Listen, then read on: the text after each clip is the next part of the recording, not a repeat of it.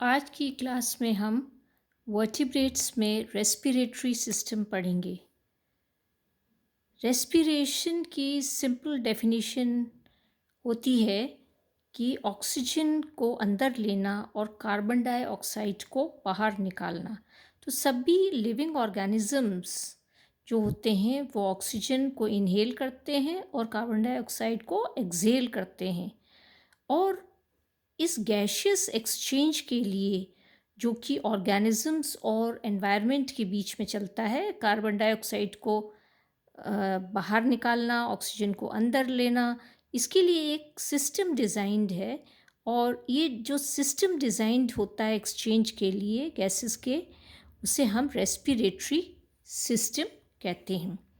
Respiratory organs हम देखें तो एक्सचेंज कार्बन डाइऑक्साइड का और ऑक्सीजन का ऑर्गेनिजम्स में दो लोकेशंस पे होता है। एक होता है इंटरनल रेस्पिरेशन, जो कि जिसको हम सेलुलर रेस्पिरेशन भी कहते हैं, और इसमें गैशियस एक्सचेंज ब्लड और टिश्यूज़ या बॉडी सेल्स के बीच में होता है। दूसरा होता है एक्सटर्नल रेस्पिरेशन, और एक्सटर्नल रेस्पिरेशन जो होता है वो होता है ब्लड और एक्सटर्नल एनवायरनमेंट के बीच में जो गैशियस एक्सचेंज होता है। यहाँ पर हम देखें तो ब्लड जो है वो ट्रांसपोर्टेशन मीडियम का काम करता है, ऑक्सीजन और कार्बन डाइऑक्साइड को कैरी करने का। और जो बॉडी स्ट्रक्चर्स जो हैं जो इस गैशियस एक्सचेंज के लिए आवश्यक हैं, मतलब between blood and surrounding medium, उन्हें हम रेस्पिरेटरी ऑर्गन्स कहते हैं। और depending upon the medium in which the vertebrates are found, कहाँ कहाँ वर्टिब्रेट्स रहते हैं, उसके आधार पर दो मेन टाइप के रेस्पिरेटरी ऑर्गन्स देखे गए हैं। एक है गिल्स, जो कि एक्वाटिक रेस्पिरेशन, जो पानी में जंतु रहते हैं उनके लिए होता है, और दूसरा होता है लंग्स, जो कि है टेरेस्ट्रियल रेस्पिरेशन के लिए। तो मेनली दो प्रकार के रेस्पिरेटरी ऑर्गन्स हैं, या तो गिल्स हैं एक्वाटिक रेस्पिरेशन के लिए, और दूसरे जो लंग्स होते हैं टेरेस्ट्रियल रेस्पिरेशन के लिए। इसके अलावा एक्सेसरी रेस्पिरेटरी ऑर्गन्स भी कुछ वर्टिब्रेट्स में प्रेजेंट होते हैं।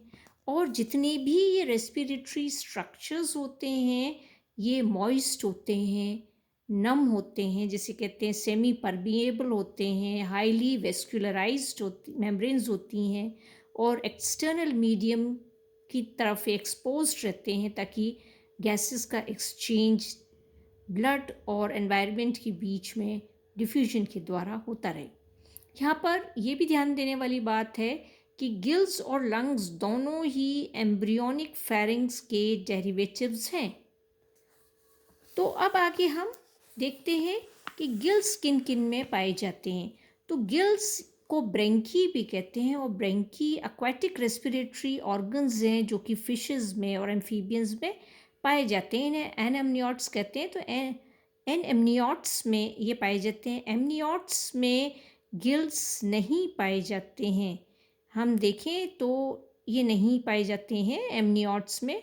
और गिल्स का काम क्या है? गैसेस का एक्सचेंज करना। इसके अलावा ये एक्सेस ऑफ लॉस और गेन जो वाटर का होता है उसके लिए भी रिस्पॉन्सिबल होते हैं। इसके अलावा जो सॉल्ट्स का एलिमिनेशन होता है टीलियोस्ट फिशेस में, ये उसका भी काम करते हैं।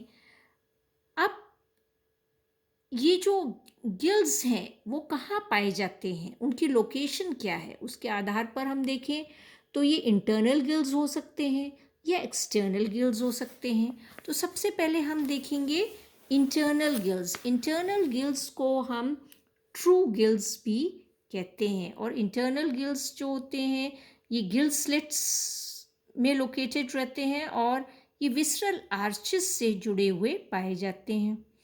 गिल स्लिट्स, जैसा कि हम जानते हैं कि फंडामेंटल कैरेक्टर है कॉर्डेट्स का प्रेजेंस ऑफ गिल स्लिट्स।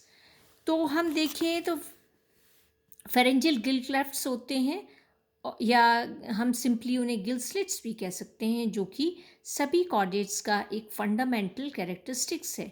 और ये कुछ जो प्रोटोकॉर्डेट्स से हम कहें, उनमें साइक्लोस्टोम्स में एडल्ट स्टेज में भी ये पाए जाते हैं, कुछ फिशेस में होते हैं, कुछ एम्फीबियंस में भी ये फिशेस में पाए जाते हैं, एम्फीबियंस में पाए जाते हैं। परंतु हायर जो वर्टिब्रेट्स होते हैं उनमें या तो मॉडिफाई हो जाते हैं या फिर ये दे आर लॉस्ट या दे आर रिड्यूस्ड और अबॉलिश्ड।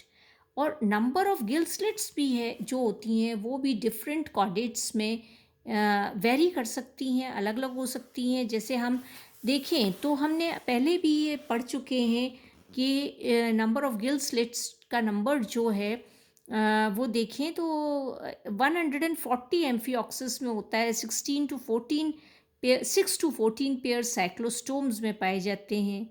मोस्टली हम देखें जो इलेस्मोब्रैंक फिशेस होती हैं उनमें 5 पेयर्स होते हैं गिल स्लिट्स के।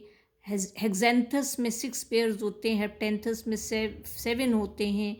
फिर इसी तरह मोस्टली बोनी फिशेस में 5 होते हैं, पर टीलियोस्ट में 4 ही पेयर्स होते हैं गिल स्लिट्स के। तो ये जो है वेरिएशन है गिल स्लिट्स में, जो कि फिशेस में हम देख सकते हैं। गिल स्लिट्स जो होते हैं वो एक दूसरे से एक पार्टीशन के द्वारा अलग रहते हैं, सेपरेटेड रहते हैं, जिन्हें हम गिल आर्चेस कहते हैं। और यहाँ पर जो गिल आर्चेस होते हैं इनमें स्केलेटल स्ट्रक्चर्स लगे हुए होते हैं जो उनको सपोर्ट करते हैं, जिसे विसरल स्केलेटन भी हम कहते हैं।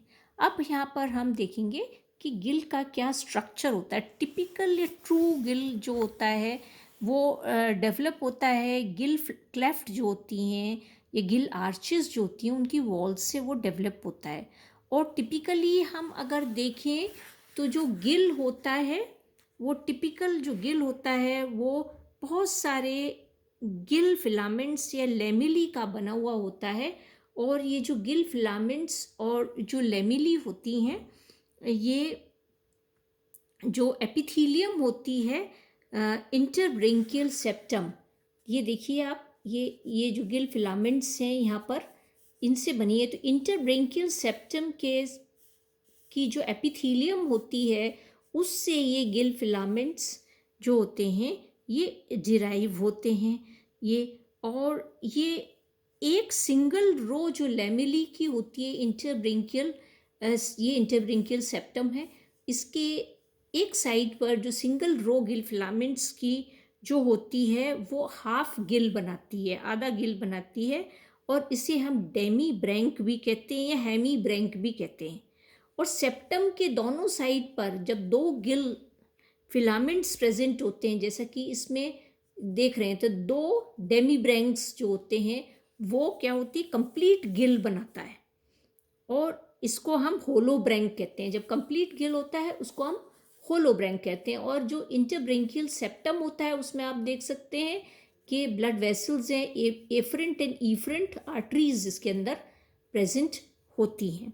तो गिल फिलामेंट्स जो होते हैं they are richly supplied by the blood capillaries, और इसलिए यहाँ पर एक्सचेंज होता है गैसेस का, जो कि पानी के साथ डिजॉल्व स्टेट में आती हैं। तो गिल्स जो देखें तो इलेस्मोब्रैंक्स में जो गिल्स का स्ट्रक्चर होता है और जो बोनी फिशेस में होता है वो दोनों का एक जैसा ही होता है। बेसिकली अगर देखें तो सिमिलर स्ट्रक्चर उनका होता है। फिर एक चीज़ और जो फिशेस में पाई जाती है वो होती है ऑपरक्यूलम। तो बोनी फिशेस, इलेस्मोब्रैंक्स में ऑपरक्यूलम नहीं पाया जाता। बोनी फिशेस में एक ऑपरक्यूलम पाया जाता है जिसे हम गिल कवर भी बोलते हैं। और ये हायोइड आर्च जो होती है उससे ये डेवलप होता है, उससे बनता है। और ये गिल्स के लिए कॉमन कवरिंग होती है। ऑपरक्यूलर कैविटी जो होती है, कॉमन ऑपरक्यूलर कैविटी, जो कि एक सिंगल स्लिट लाइक ओपनिंग के क्रिसेंटिक एक्सटर्नल गिल ओपनिंग बनाती है यहाँ पर। फिर दूसरा मैंने आपको पहले ही बता दिया है इंटर ब्रेंकियल सेप्टम। तो इंटर ब्रेंकियल सेप्टम जो है आप देख रहे हैं कंप्लीट होता है इलेस्मोब्रैंक्स में, पर काइमेरा में आप देख रहे हैं इट इज़ रिड्यूस्ड और it is completely absent in teleosts. तो ये तीनों में आप देख लीजिए गिल है और इलेस्मोब्रैंक में इंटरब्रेंकियल सेप्टम कंप्लीट है।